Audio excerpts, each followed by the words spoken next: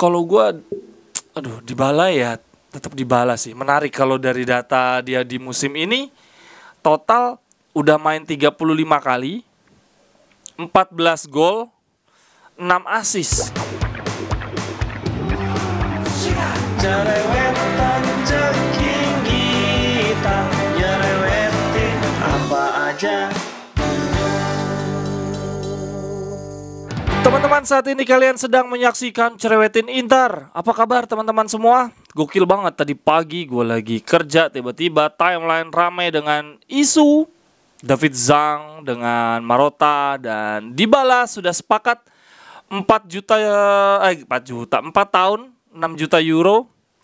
Wah, ini nilai yang kalau dari Gazeta nih, dari gue baca grafiknya sih jauh banget ya. Si Dybala dulu awalnya di Palermo 350.000 gajinya, terus naik jadi 3 juta, naik jadi 7,3, terus dia minta nih 8 juta plus bonus, tapi nggak dikabulin Juve. Terus ke Inter masuk malah 6 juta 4 tahun. Kan menang banyak ya Internya ini. Gue agak curiga ini cara Gazeta untuk supaya beritanya laku aja ya, mengingat sebentar lagi kita final Coppa Italia. Belum lagi bisa juga ini cara Marotta untuk memecah konsentrasi si Dybala biar kayak zamannya dulu De Vrij, waktu De Vrij bikin foul ke Icardi waktu dia masih di Lazio. Itu belum zamannya Marotta sih, tapi ya itu biasalah cara-cara Itali banget lah, cara-cara non teknis gitu ya. Kalau menurut teman-teman nih berita beneran nggak sih sebetulnya? Tapi apapun itu, kalau gue Dybala ya tetap Dybala sih. Menarik kalau dari data dia di musim ini total udah main 35 kali, 14 gol, 6 assist. Dia punya kontribusi sendirian membawa Juve 10 poin sendirian di Serie A. Dari lawan Udinese dia gol plus assist. Lawan Milan dia assist, lawan Sampdoria dia gol, lawan Inter dia nyetak gol, lawan Roma dia nyetak gol, lawan Atalanta assist, lawan Sassuolo dia gol. Tetap lah La Joya ini tetap menurut gue tetap pemain yang menarik untuk diboyong. Marotta sepertinya punya ambisi tersendiri untuk membuat trio dengan Korea dan Lautaro, tapi gue nggak yakin. Menurut gue Marotta akan berusaha supaya core-nya itu Dybala dengan Lautaro. Nah, satunya ini nih gue masih bingung nih, siapa pemain yang bakal ngisi di antara mereka berdua. Maksudnya Inter tetap butuh pemain nomor 9, pemain pembunuh di kotak penalti. Gak mungkin Dzeko, ngandalin Dzeko gak mungkin. Udah terlalu tua, gue gak tahu Dzeko ini bakal jadi pemain nomor 4 atau penyerang nomor 5 ya. Dia udah tua, gajinya tinggi. Kalau Korea udah jelas-jelas dia bukan pemain nomor 9. Gue rasa dia pemain yang paling aman justru. Dia bisa jadi pelapis idealnya si Dybala. Coba ya teman-teman, kalau dari analisis gue begini nih.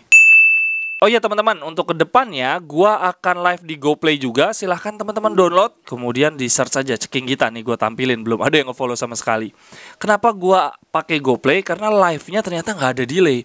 Kalau di YouTube kan delaynya sampai 20 detik tuh. Jadi kalau gue live selama ini, di bolanya sih nggak delay, tapi 20 detik kemudian baru tampil di YouTube. Makanya teman-teman suka bilang, apaan bang delay kok lambat banget. Bukan guanya, tapi YouTube-nya emang delay 20 detik.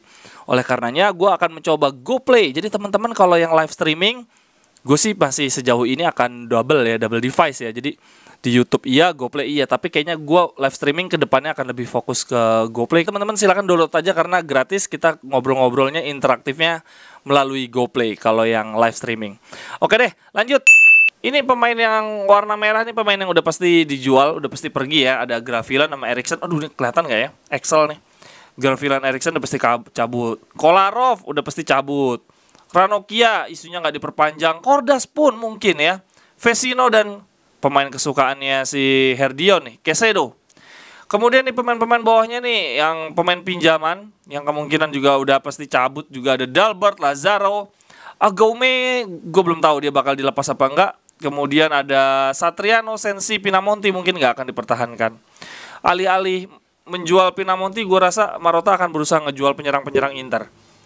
Kemudian untuk karena ini gaji besar, walaupun ngelepas Vidal dan Alexis Sanchez, Gua rasa Inter tetap butuh ngejual pemain-pemain seniornya yang punya gaji-gaji besar nih, kayak De Vrij, Zeko, Vidal, Sanchez, feeling gue bakal dicopot. Jadi Inter akan punya pemain muda tuh kayak Males, Esposito, Stankovic, itu yang kayaknya akan dipertahankan dan akan dipinjemin lagi. Inter juga masih punya Brazao kan ya tuh.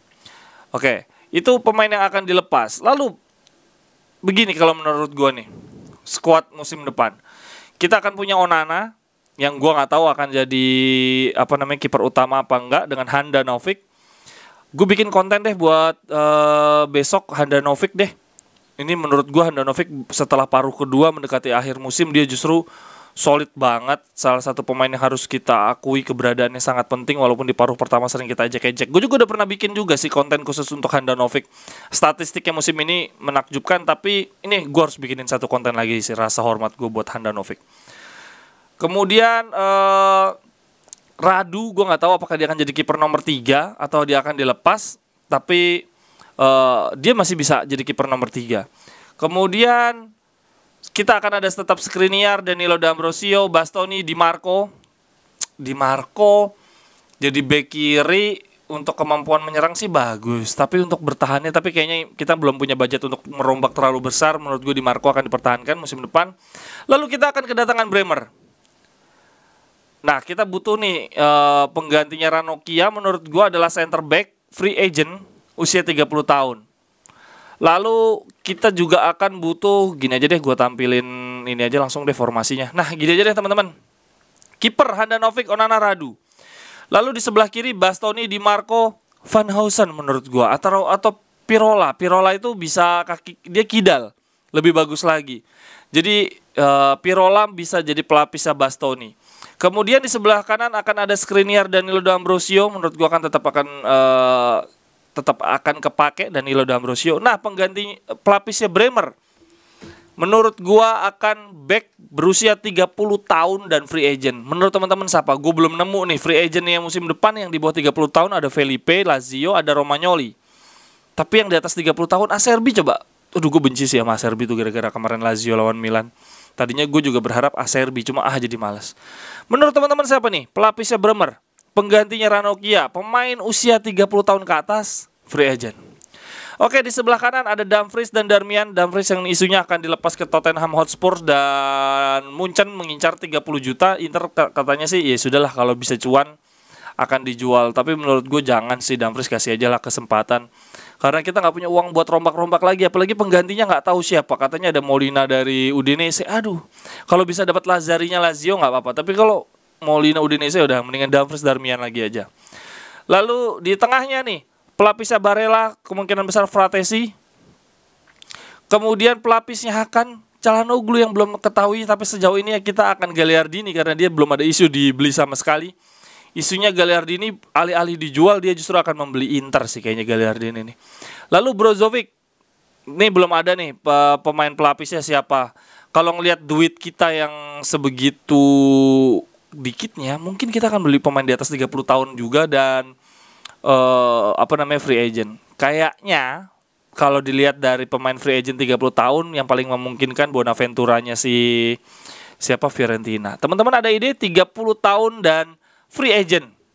Barcelona mungkin ada Pjanic, tapi gue nggak tahu gajinya cukup apa enggak nih. Karena kita habis udah buat Dybala nih.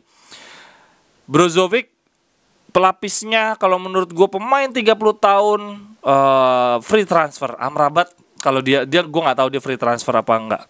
Dan harusnya sih senior, karena nggak ada pemain senior nih. Barella, Fratesi muda, Brozovic ya, maksudnya senior yang kayak Vidal gitu loh, yang rela di bangku cadangan, tapi sekali dimainin selalu kasih kontribusi penting. Persis lah kayak Alexis Sanchez, Vidal, Darmian, itu kan pemain-pemain yang senior, nggak banyak protes dicadangin, tapi sekali dimainin dia ngasih bukti. Tetapi yang menjadi permasalahan kemudian adalah Hakan Calhanoglu kalau pelapisnya Gagliardini, beda banget. Hakan itu tumpuan kreativitas kita. Kalau Gagliardini, aduh, dia tumpuan pahala kita soalnya buat kita nambah-nambah pahala caci maki dia, untuk nahan caci maki ya. Nah, ini pasti ada gelandang nomor 7 nih kayak Vecino sekarang nih. Jadi menurut gue gelandang nomor 7-nya akan menjadi pemain muda kita, pemain Primavera. Nggak mungkin Agome sih, Agome akan dipinjemin lagi. Teman-teman ada tahu nggak center midfielder kita dari Primavera yang akan naik kelas nih untuk jadi pelapis nomor 7 di central midfielder. Dari sisi kiri jelas Perisic Gosens, semoga Gosens bisa menghapus bayang-bayang Perisic. Gila nih Perisic lagi gila-gilanya. Nah, ini dia lini depan. Dybala, Scamacca, Lautaro akan jadi tumpuan. Gue gak yakin Dybala bisa main 40 pertandingan satu musim. Kita main 3 kompetisi. Jadi pasti kita butuh pemain muda juga yang jadi duet Lautaro. Feeling gue Scamacca. Jadi Dzeko akan dilepas. Lalu kita akan mencari striker nomor 5 yang usianya di atas 30 tahun. Free transfer. Bisa-bisa Caicedo balik lagi nih. Ini kayaknya nih zona Caicedo di striker nomor 5. Kalau teman-teman ada ide siapa nih penggantinya Dzeko nih? Kita tetap butuh pemain nomor 9 yang punya killer instinct, yang pembunuh di kotak penalti. Oke, ada Scamacca, dia bisa jadi duet dengan mengganti posisinya Lautaro gitu ya, ganti-gantian biar bisa rotasi, bisa Scamacca Lautaro, bisa Scamacca Dybala, bisa Scamacca Korea. Tapi kita tetap ada butuh striker nomor 5 yang 30 tahun free transfer. Kalau gue lihat di luar Italia ada Luis Suarez, ada Cavani, tapi apa iya mereka mau striker nomor 5? Dan gajinya pasti besar. Kalau gajinya besar, ya sama aja kayak Dzeko. Ini tuh kita ngelepas Dzeko karena ngelepas pemain yang cuma jadi cadangan, gajinya gede. Jadi kayaknya nih striker nomor 5 nih yang kayak levelan Caicedo yang cuma dikasih risol aja dia mau gabung dengan Inter. Kalau teman-teman prediksinya gimana? Apakah Dybala nih cuma simpang siur peramai berita aja menjelang Coppa Italia final? Atau percaya bahwa ini terjadi? Gue sih percaya cepat atau lambat Dybala ke Inter. Tapi kalau yang ini kayaknya emang buat manas-manasin suasana aja. Silahkan teman-teman komentarnya. Kalau mau gabung ngobrol-ngobrol lisan gitu ya, ngobrol langsung lewat Zoom.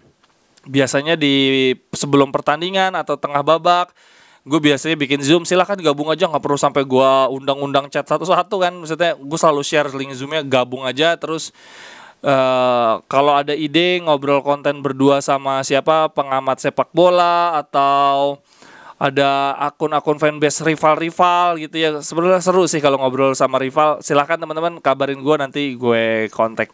Terima kasih banyak atas kebersamaannya. Terima kasih banyak yang udah sering banget komen. Sehat selalu untuk teman-teman semuanya. Hati-hati di jalan yang mau balik dari kampung halaman.